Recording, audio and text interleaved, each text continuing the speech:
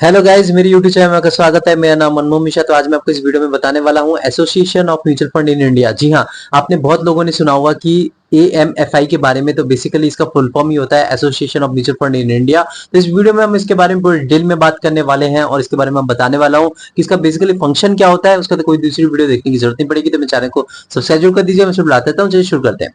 सबसे पहले मैं आपको बता दूं, ये बेसिकली एक इंडस्ट्री है जो कि आप इसको म्यूचुअल फंड का मेन बॉडी मान सकते हैं। कि मतलब जो म्यूचुअल फंड को टोटली गवर्न करता है और बेसिकली इसका जो रेगुलेशन करता है, रेगुलेटेड बाई होता है, वो आपका सेबी है। तो आपको जैसा पता है कि जो इंडिया का जो सेबी है, सेबी बेसिकली 1992 में जो हर्षद मेहता का स्कैम आया था, तो उसके बाद सेबी ने जो इंडियन गवर्नमेंट ने सेबी को लगाया था कि स्टॉक मार्केट में थोड़ा बहुत देखे कि कोई आगे ऐसे पंप एंड डंप का जो प्रॉब्लम, ऐसा कोई स्कैम ना कर सके स्टॉक्स पे। तो स्टॉक मार्केट पे सबसे ज्यादा नजर इनकी रहती है, सेबी को। और सेबी के गाइडलाइन के अंडर ही जो आपका एएमएफआई है वो फंक्शन करता है। बता दो, इसका जो एस्टेब्लिशमेंट हुआ था 1995 में। और अगर आप इसका वेबसाइट देखना चाहते हो www.amfiindia.com है। तो अब इसकी फंक्शन मेन टॉपिक पे आता है, जिसका फंक्शन, इसका बेसिकली काम क्या रहता है। तो काम इसका पॉइंट के बारे में पॉइंट वाइज पॉइंट हम डिस्कस करने वाले हैं। पहला जो है आपका promotes investor awareness and education about mutual fund. जी हाँ, तो बेसिकली ये इन्वेस्टर्स के अवेयरनेस बढ़ाता है और ये एजुकेशन देता है। मैं आपको एक चीज बताता हूँ, कई लोग कहते हैं ना कि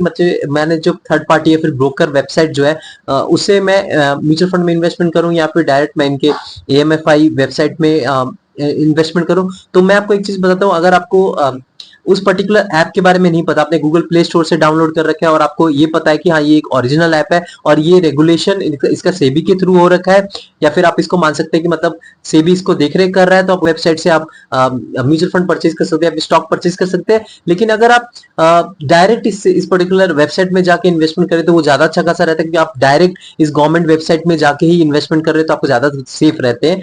मतलब यहाँ पे कोई ज्यादा प्रॉब्लम फेस करने को नहीं पड़ता। लेकिन हाँ, ज्यादा एडवांस नहीं होता उनका वेबसाइट। आपको पता है गवर्नमेंट वेबसाइट्स थोड़े बहुत स्लो होते हैं, थोड़े बहुत वहां पे आपको प्रॉब्लम फेस करना पड़ता है। और ब्रोकर वेबसाइट्स जो होते हैं वो थोड़ा बहुत अच्छा खासा मैनेज कर लेते हैं आपका, जैसे अपस्टॉक्स हो गया, ग्रो हो गया, या फिर आपका कोई भी ऐसा वेबसाइट हो गया, मतलब जो भी ब्रोकर वेबसाइट्स है। तो आप अपने हिसाब से इसमें इन्वेस्टमेंट कर सकते हैं। लेकिन हाँ, यहाँ पे ये अवेयरनेस का काम करता है।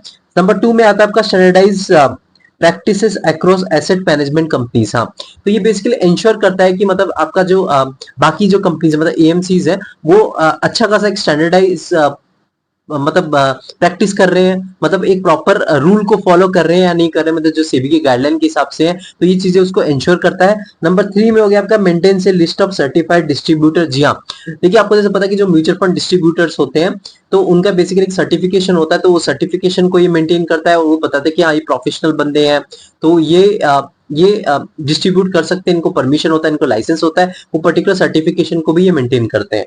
नंबर 4 हो गया आपका publishers NAVs fund performance data and industry statistics. तो आप देख पा रहे हैं कि मतलब जितने भी प्राइवेट वेबसाइट्स है, आपने देखा होगा कि जो ईटी मनी है या फिर आपका मनी कंट्रोल.com है, या फिर आपने कई सारे वेबसाइट्स देखे होंगे, या फिर आप इंडिया टुडे के भी, आप इंडियन न्यूज में भी देखेंगे कई सारे आपको फाइनेंशियल रिलेटेड वेबसाइट मिल जाएंगे। तो उसमें जितने भी डेटा आपको आता है वो सारा ऑलरेडी पहले ये वाला जो पर्टिकुलर एएमएफआई है वो पब्लिश करता है, वही डेटा निकालता है। उसके बाद जाके वहां पे वो लोग उससे डेटा लेके फिर अपना अपडेट करते हैं या फिर अपना सेम रख देते हैं। तो वो अपना उसी के बेसिस पे ही अब आपको डेटा देते हैं। तो ये सब चीजें मेंटेन करना, एनएवी को मेंटेन करना, नेट एसेट वैल्यू को मेंटेन करना, ये सब इनका काम रहता है।